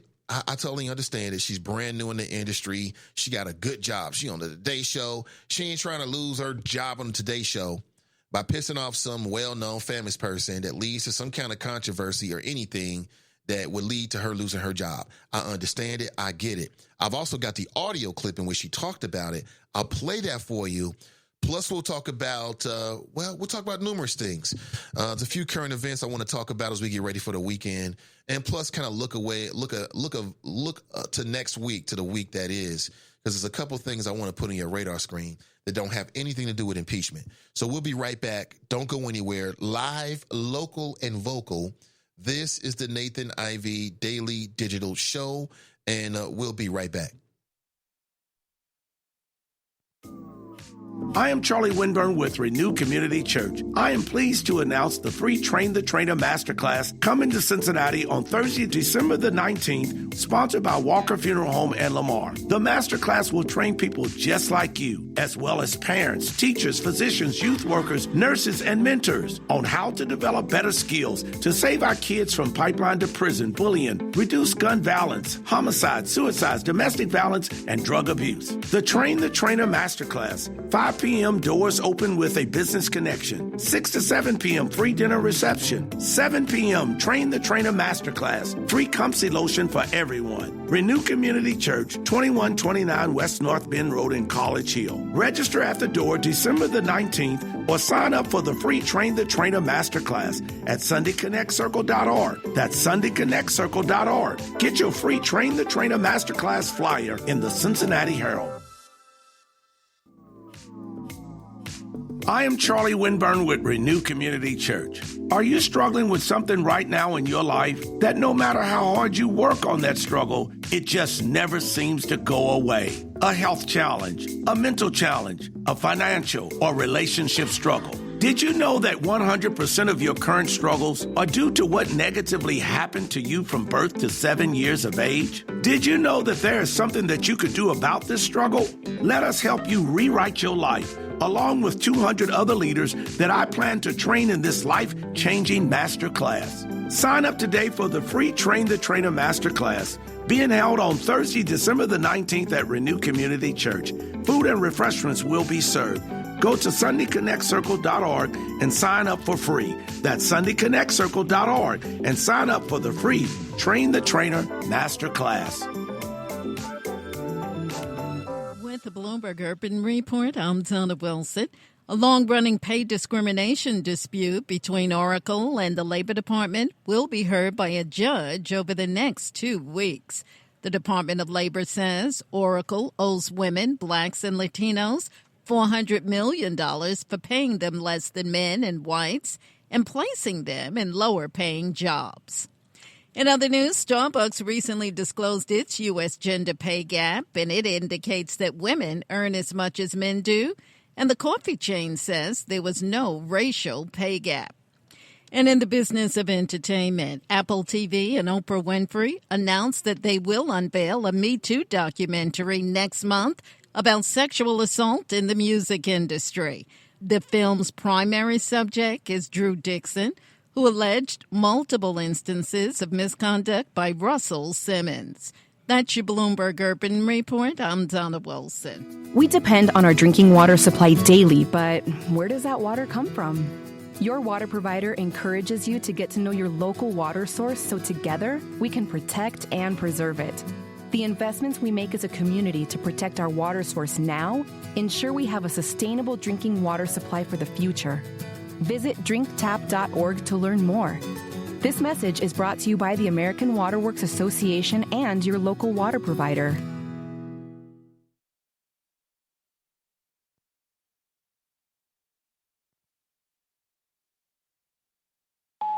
Hi, I found a toy dinosaur over on the playground by Smith Street. It had this phone number on it, and, well, I just wanted to make sure the dinosaur made it back to its little owner. Yeah, hi. I think I found your kid's stuffed animal near the swing set. Just want to call. I'm sure she misses it. I know my son gets super attached to the smallest things, even a fire truck, and I'd be happy to drop it off. The toy was a little muddy, so I cleaned it up, and it's good to go whenever you're around. When I found the little sippy cup, I just had to give you a call. It's for a kid, you know? We'd do anything for kids. Yet 1 in 6 children in the U.S. struggle with hunger. Help end childhood hunger and give all of our kids the meals they need to grow. Learn how at feedingamerica.org. Brought to you by Feeding America and the Ad Council.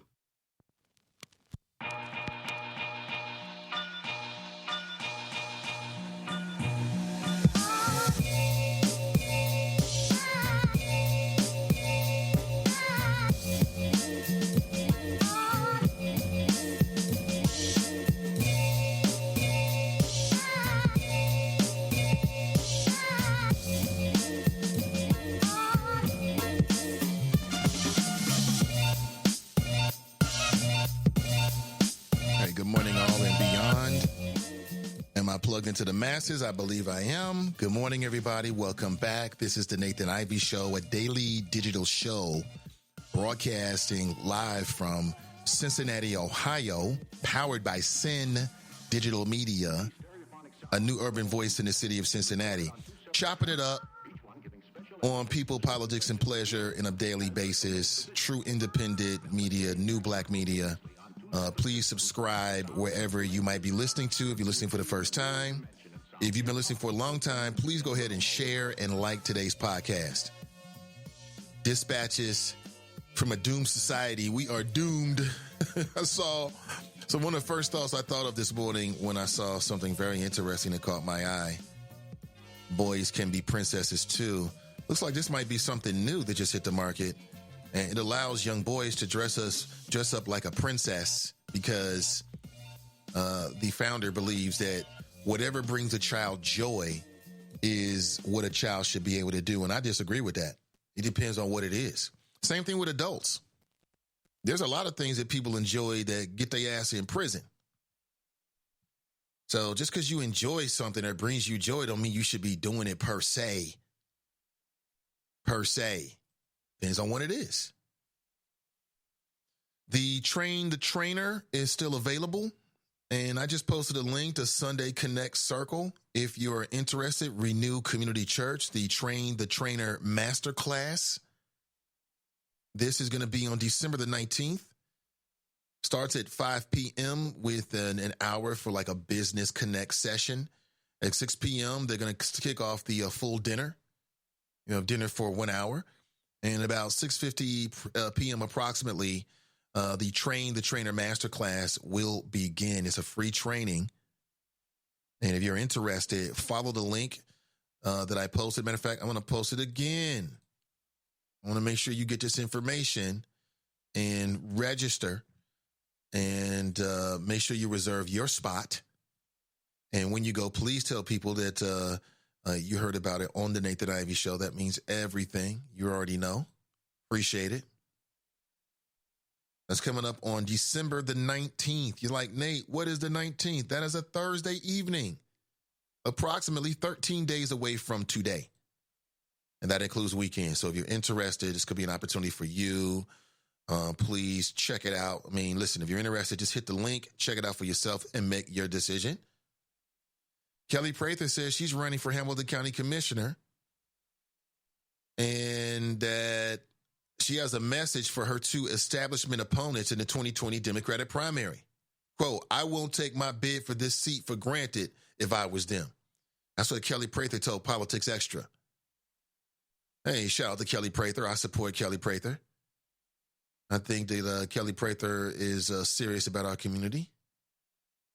Yes, she's dealing with cancer as well. And it ain't gonna let her stop her. And I love that. I think Kelly Prather is a great image, and her strength, her daily story, her narrative that she shares via Facebook to the masses. And right now you've got Connie Pillage and also Alicia Reese. Now, Alicia Reese is a black female Democrat. Kelly Prather is a black female. I believe she's a Democrat. I'm not sure if she's going to run as a Democrat in this particular race. And also Connie Pillage, Democrat. Connie Pillage is a white female. One distinction about Connie Pillage is that Her campaign already has $540,000 in the bank that was left over from her 2018 gubernatorial race or run that she dropped out of ahead of the primary. So she entered, raised the money, and then dropped out. Huh? Another disappointing distinction about Connie Pillage is that she now has the endorsement of the man who's about to leave the seat. We just saw something similar with Janaya Trotter Bratton, or should I say Judge Janaya Trotter Bratton? That sounds good to me. And also Brother Fanon Rucker, who left the Municipal Court District 1 spot and then endorsed her, and she ran and won in a very short race. It was like 8 weeks or something like that. Well, I mean, I think this is good because it's just going to add to the conversation. You know what I'm saying? I mean, if Kelly Prather's running for Hamilton County Commissioners and she's in the upcoming conversation, she may take the conversation in a different way than if she was not in it. So, I'm going to sit back and watch the drama and see what happens. We will see. And I'll reach out to Kelly and reach out to everyone to see if we can't get him on the show here very soon. And to talk about it, because this is coming up in March. Somebody writes, go drive for Uber if you cannot take the well-being of thousands of children a bit more personally. I agree with you. Speaking of Uber, I'm glad you brought that up, Angela. She writes, a neglect and cover-up. I agree completely. That's what it sounds like with me. And the reason why is, and I hate to say this about Cincinnati Public Schools, I know there's a lot of Cincinnati Public School advocates that listen to this show, whether you know it or not. Speaking to the choppers, I know they listen to the show because I hear the conversations. But so be it. I mean, to me, I wonder if it's it's just a reflex because that's what they do across the board. Like I said, everybody's focusing on Gabriel Tay, but there's a lot of Gabriel Tay stories out there that don't end that haven't ended in tragedy that we don't hear about. And I bet you if we heard about those stories, we would hear similarities in a couple of things: the lack of communication, right? And the lack of communication. And the lack of communication. I mean, that is a major issue with Cincinnati Public Schools. And then, making sure that parents understand who to actually talk to when you're having specific issues at your school. Like, you would like to believe that all of your issues can be solved with the principal. Like, let's say you got a problem with a teacher, or you got a problem with a staff person, you got a problem with an administrator. You would like to believe that when you get to the principal, that as a parent, your issues will be resolved. But I'm here to tell you that that is not the experience of a lot of parents. What if you get stonewalled by the principal? Exactly. I mean, and that was the biggest part of the whole bully thing that was completely missed. Right. And I know that Cohere did some good work with CPS, and they put together what they did what they were asked to do. But part of the whole breaking the bully mold is holding the adults in the room accountable for dealing with it, and when they don't deal with it appropriately. So what does that mean? That means a child comes to you and said that they feel like they bullied. You can't say, oh, I got bigger issues. Are you sure you're just not making this up? You sure he's not having a bad day? You sure he's not being overly sensitive? That's what I mean. That's the first step of it. And it can't be, oh, I'm so busy with all these other issues that I can't deal with this microaggression. See, that's where it starts, with a microaggression. But I'm wondering if teachers and administrators take that seriously enough. Because here it is, you got a kid coming to you saying, well, such and such did something, and it's basically a microaggression. It could be some kind of minor physical intimidation, like somebody's brushing against you, or they're looking at you or something like that. If you get a teacher that's overworked, they might have another kid that's dealing with suicide. They're going to rank that. That's what humans do. I'm not saying they're bad people, but they're going to rank it. Like, oh, okay, I'll get back to it. And in the minds of of that child, that's more when a child comes to you with a problem, Their problem is as big to you as any other problem that a child comes to you, to that child. And I think they get lost because they're just so busy. They got so many things going on. They got kids coming to school from broken homes. They got suicides. They got all kinds of stuff going on. And I get it. But it don't matter. Speaking of Uber, Angela, Uber just put out, I say this a lot again because I know people in the 21st century are traveling in a lot of different ways, including Uber. So when I come across this information, I like to share it with you so that all of my listeners can be as safe as possible. I want you to be as safe as possible. And so Uber just came out with their safety inspection, if you want to call it that, over the last year. And I say safety, but it's called a safety report on sexual assault. Okay. How many people have ridden in an Uber or a Lyft in the last year? So for the first time, Uber disclosed that thousands of sexual assaults happen in Ubers. Did you know this? They published it yesterday for the first time. And this is a nationwide report, but they had over 3,000 instances of sexual assaults that took place during Uber rides in the United States in 2018. In 2017, they had 2,936 reported sexual assaults. Now, what I would say is that number is going to be higher than that. Because we know the nature of sexual assaults. There's a lot of people that get sexually assaulted and they're too embarrassed to say anything and they never say anything at all. So we know this number is much higher in actuality. But it was for a wide range of behaviors. Check this out. This is what Uber found out in their big safety study. Everything from drivers touching passengers, attempting to kiss passengers. Lady, could you imagine you get into an Uber and the man in the Uber reaches over and says, you know what? Come on, I know you want to give me a kiss, don't you? I know you want to give me a kiss. You're looking at me. I'm looking at you, weirdo, because I don't know if you're a weirdo or not. And now you're acting like a weirdo. And that's a real dangerous situation because you get in somebody else's car. You're in a small space. You may be traveling at a high rate of speed. Who wants to get all skint up, jumping out the car, but you might have to.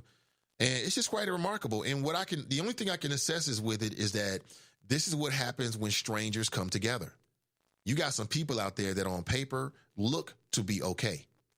And that's what the moral of the story is. The moral of the story is because Uber, to become an Uber rider in 2018, that means you're doing some kind of background checks, although Uber got caught by not doing background checks in certain cities. As I understand, in Cincinnati, they've already done background checks and there was no real major issues. But there are a lot of people out there that don't have anything on their record. They can pass a background check, but they're perverts. These might be people that may have committed crimes and never got caught in some cases. You got men out there that have never been around a beautiful woman before. Last time they was around a beautiful woman, they was in the 9th grade, the 12th grade. They're not around strange women in close proximity smelling so good. You going out tonight, girl? Showing that leg, showing that thigh. And some of these men have no control and they end up doing things. And there are over 235 instances of rape last year alone that was attributed to the drivers. Meaning you get in the car, he drives you somewhere and tries to rape you. That's why you need concealed and carry. That's why every woman should always have a weapon. And you can't be afraid to use it. You can't be freezing up in the moment because you might have to stab it through his heart, through his eyeball, whatever you got to do to come home, right? Whatever it takes to come home. The report also covered more general vehicle safety issues about the car itself. But, I mean, it's just amazing the wide range of behaviors that some of these drivers have exhibited. Did you know there were also 19 murders that took place in 2017 and 2018? That's at least once a month. And the victims range from drivers to passengers to bystanders. Now, I want to tie this into to Popeye's chicken. Because when everybody was talking about Popeye's chicken, they tried to play black people. Oh, black people and chicken. It had nothing to do with the chicken. This is what happens in a doomed society, when citizens of a doomed society get together and they're in close proximity and they've got various agendas. This is what happens. You got people out there at an all-time high in terms of disrespect. You got people out there at an all-time high in terms of being a weirdo. You got narcissism is at an all-time high. Everybody think they Kanye West. Everybody think they a superstar because you got 100 people on your social media. Everybody think that. Everybody think that. Everybody's completely caught up with their own magnificence. So I get it. But see, again, how do you explain what's happening in the Ubers? You got people getting murdered around getting a ride. That's it. And I can see it. I've seen videos, man, of people that got guns put to their head in Ubers. As a matter of fact, it just happened, 2 weeks ago over in Walnut Hills area, I think it was. Approximately 6 a.m. in the morning. It was a Lyft driver, though. Somebody got into the back of a Lyft driver and put a gun to the back of his head and took everything he had and jumped out. He could have easily pulled a trigger and blew his head out. Blew his head off. It could have easily happened.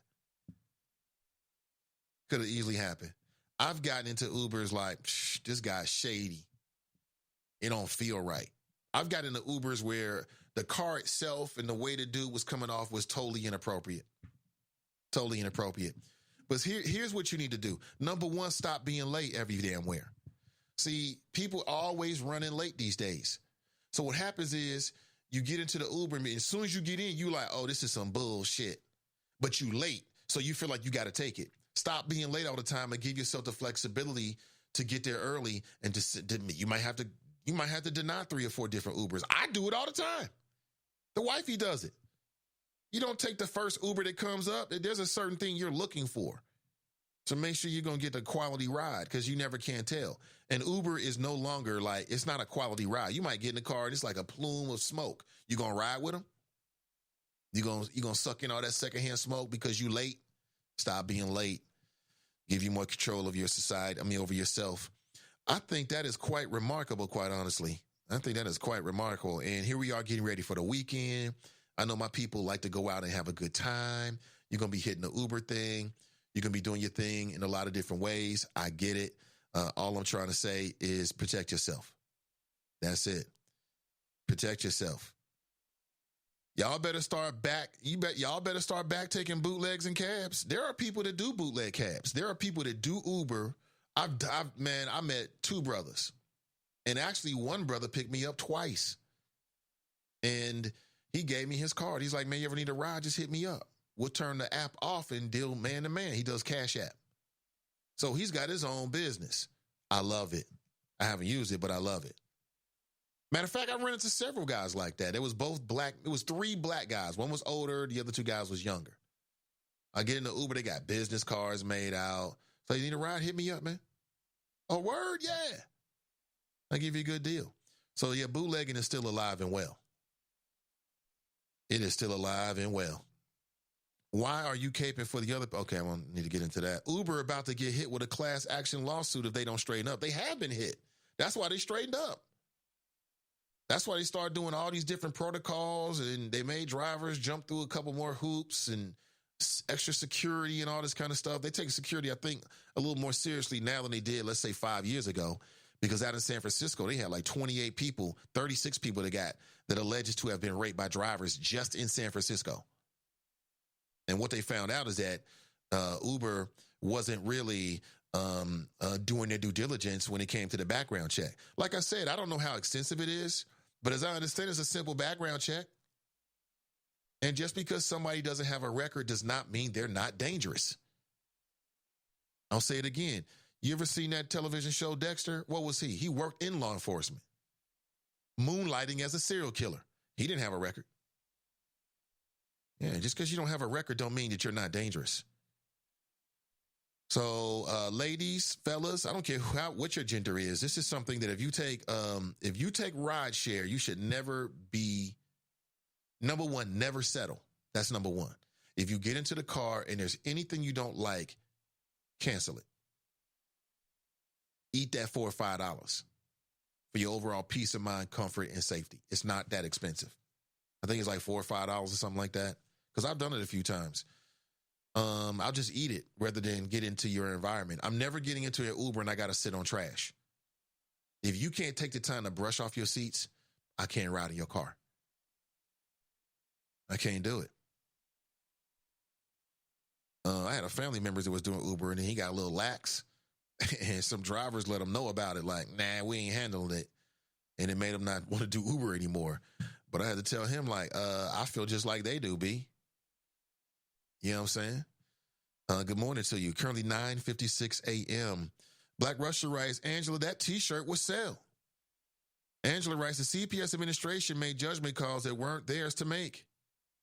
I agree. Mary Ronan needs to be bitch slapped on sight. I would not do it. Tracy writes, you can't get me to believe Gabriel's whole disposition, demeanor changed at home. Let's start there. Hi, son. How was your day? Why do you look so sad?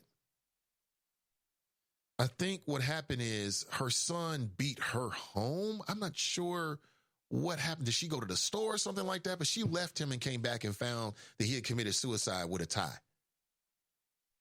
And I just thought it was a little grisly that all of the images that we saw for a short time of Gabriel Tay, he had a tie on. It was very morbid to me.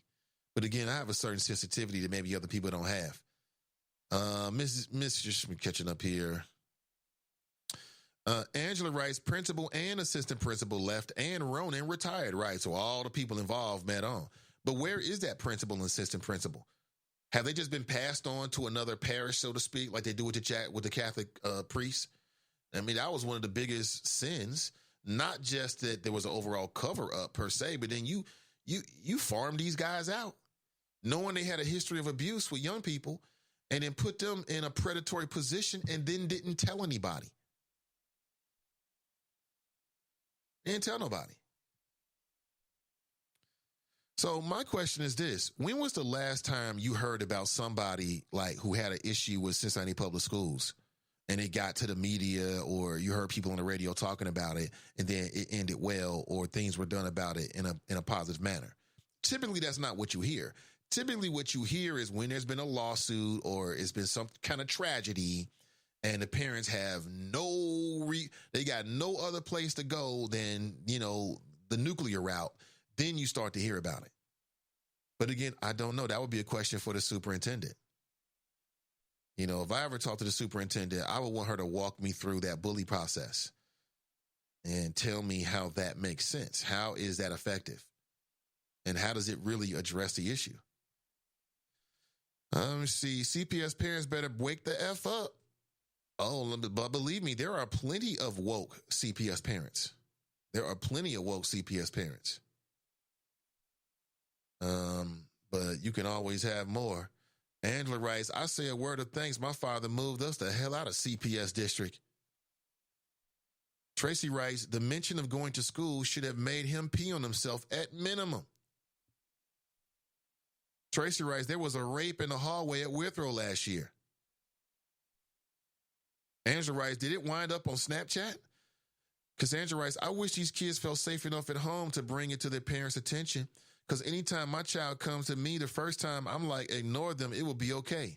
The second time she comes home to me, especially if she's crying, I'm calling the school. I'm going through social media to find parents to bring it to their attention. I'm at the school. I'm involved regularly. It should never get that far. You're right. You're right. Kids will hide things. They will hide things.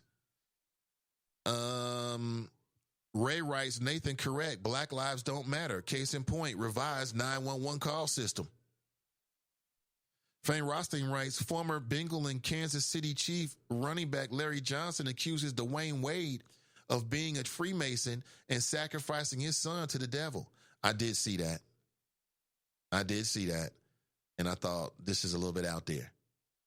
Tracy writes, Nathan, I'm talking about him changing over months. This torment went on for a long time. Yes, it is. Yes, it did. You're right. Cam writes, I use Uber Lyft as a last resort. Either I take the bus or I walk. What's up with you, Cam? Good to see you.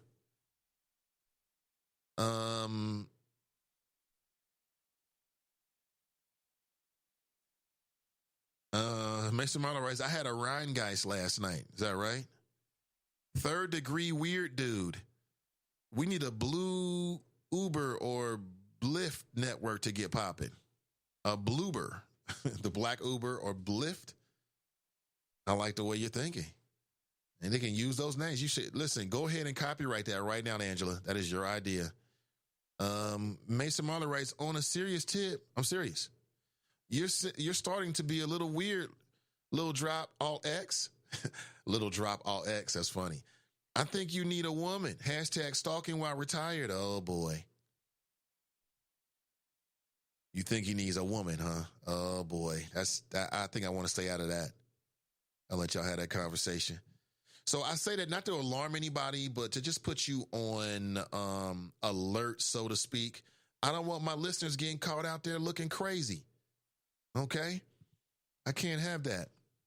Want to remind you that the Cincinnati Police Officer recruitment is now open. Interested persons must be at least 21 years of age at the time of appointment, which is upon completion of the 28-week training academy.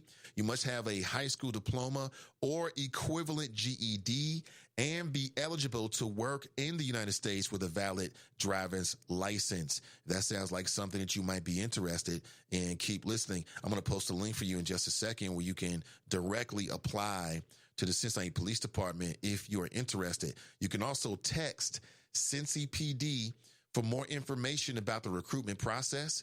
You can text them directly at 797979 for more information and updates. Again, you can text them directly at 797979 for more information and updates. And you can apply online. You can apply online. Currently, the Cincinnati Police Department is recruiting for various patrols: beat patrol, district investigator, neighborhood liaison officer, bike officer, violent crime squad, among others. And you can be on the cutting edge of law enforcement and be the change that you want to see in your very own community. I'm going to post a link for you again right here as I'm talking about it so we can timestamp it. And if you are interested, or perhaps you think you know of someone who might be interested, please share that information. Please share that information. Also, the Ohio Kings get kicked off and started. First tip is tomorrow, 4:30 p.m. over at Cincinnati State. We've got 2 tickets to give away to you today, to who's ever interested. I'll do it first come, first serve. I'll go back, and whoever said it first is who I'll give the tickets to. And I did something similar in the last couple of days. So for all those people, I'll be in contact and I'll let you know how to get the tickets between now and tomorrow, which means like either we'll meet somewhere tomorrow or we'll meet somewhere today and I can get those tickets to you. Maybe over at the West Side Studio. I'll be over there for a little bit because, of course, coming up in about 2.5 hours, Is It Just Me with Donnie B podcast is back. She's been off the last couple of weeks with work. And, of course, you had the holiday. And she's back to serve up her own blend of commentary on numerous topics, which I shared with you earlier. So, again, thank you so much for being here. I've given you the link here. Yeah. So that's the link to The Voice. But I want to give you the direct link. If you want to go directly to the city of Cincinnati and you're interested in a career in law enforcement and you want to participate in this open recruitment, that you have the most direct information. Again, if this is not an opportunity that's right for you right now, well, then perhaps it's right for somebody that you know. All right. So have an excellent day. And I'll catch up with you folks real soon. I hope you've enjoyed today's show. I'll be back with you and better than ever on Monday morning, bright and early at 8 a.m. Have an excellent day. I'll talk with you soon in about 2.5 hours on the Is It Just Me podcast with Donnie B. I'm Nathan Ivey. Have an excellent day, and we'll talk real soon.